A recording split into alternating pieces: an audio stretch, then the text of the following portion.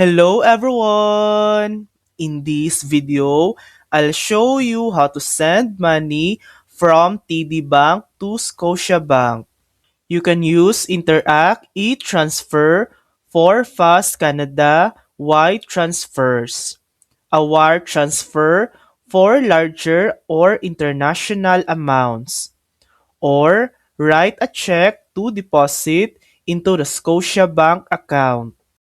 For Interact, just enter the recipient's email or phone number.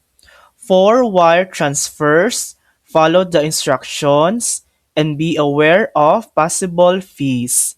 Checks can be deposited at a branch or through mobile deposit. And that's it. Quick and easy ways to transfer your money. And that's how to send money from TD Bank to Scotiabank. Thanks for watching! If this video helped you, please like and subscribe for more helpful tutorials.